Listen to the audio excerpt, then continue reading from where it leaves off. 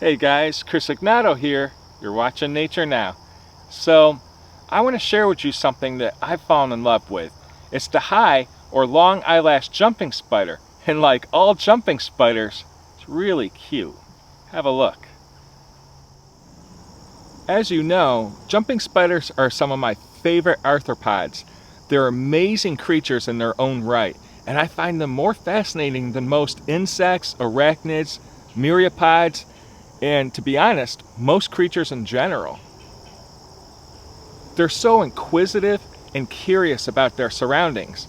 I mean, that's most likely to maintain personal safety and to secure food, but still, they are intelligently curious. That one, when she looks at you, you can see. She's working things out. As you know, jumping spiders have some of the keenest vision in the entire arthropod kingdom. Their vision is even sharper than that of dragonflies, and that's saying something. Their visual system provides a great depth of field for pouncing on their prey. A key feature is that their retinas have 4 layers, and their deepest layer is very sensitive to the green spectrum. Now, that might not sound like much, but let's take the red spectrum for instance. Red is not a very good spectrum for judging depth of field or distance. Just take a red flashlight, go in a dark room, and try throwing some pebbles in a bucket. You might see what I mean.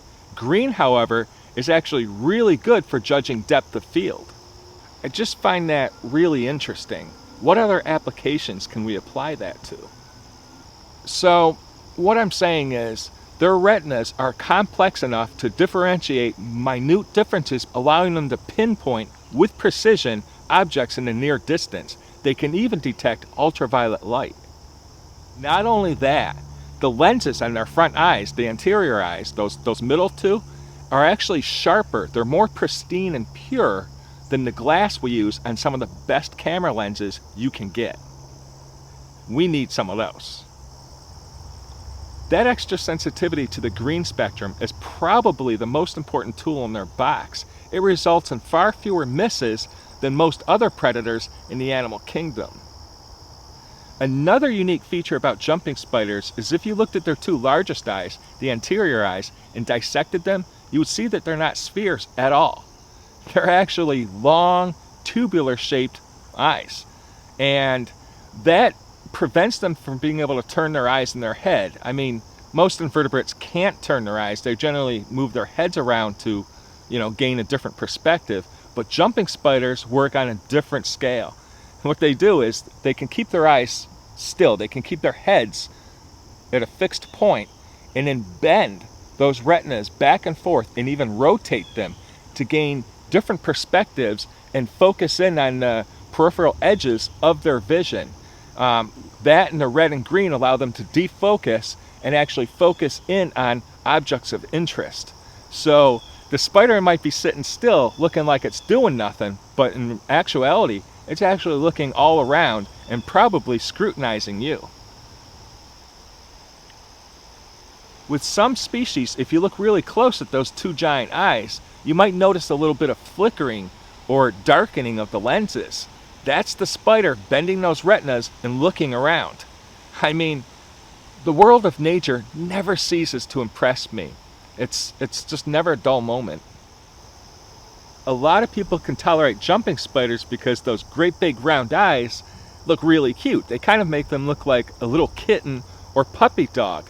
The high eyelash jumping spider actually really fine-tunes that image because it's got those markings on top of the carapace that look a lot like cat or dog ears. How can you not love that? Now, the reason they have such giant eyes is most other spiders rely on sensitive hairs to detect vibrations and movements in the environment. They can detect prey or predator nearby, or they rely on webs to secure their food. Well, jumping spiders, however, their main tool, their main hunting weapon, are those great big eyes, and that's what they rely on to secure food. Cool fact, jumping spiders, the Salticidae family, make up the largest group in the spider kingdom. There are over 5,000 species described. Just wanted to let you know. There's some,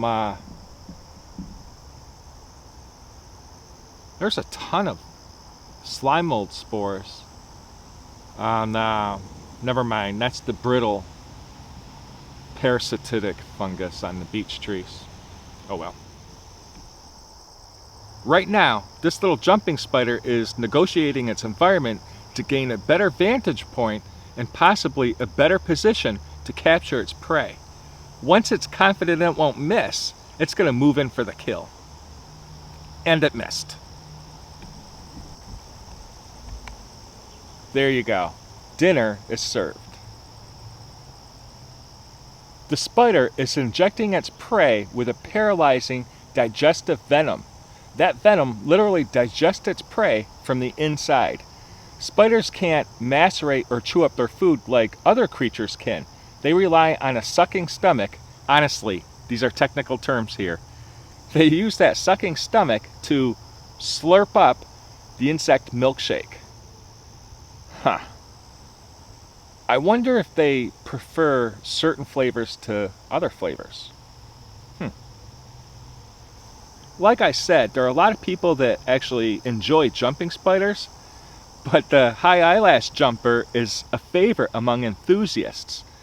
I mean, how can you not love these things? They're really cute looking, they're very inquisitive, and they've got those great big eyes, those fancy ear looking markings, and on top of that, they've got those long hairs or eyelashes above their head.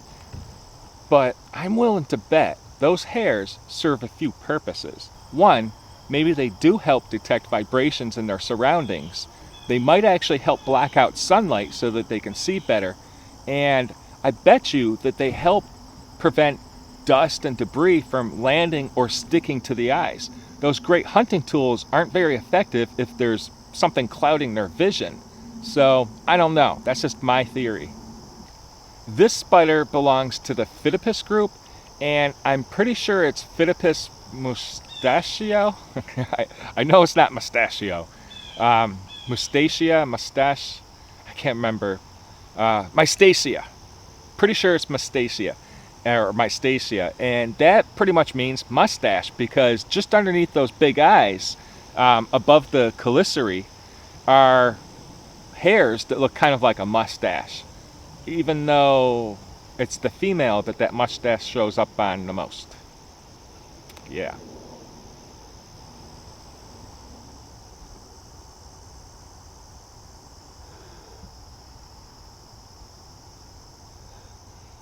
So, that is the long eyelash jumping spider.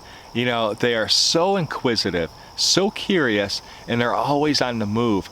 I can watch this species for hours. I can watch any jumping spider for hours, and I won't get bored. They're just really cool, and I really hope you guys were entertained and didn't get bored. I hope you love jumping spiders just a little bit more than you probably already do, and I want to say thank you. Once again, I'm Chris Ignato, signing out.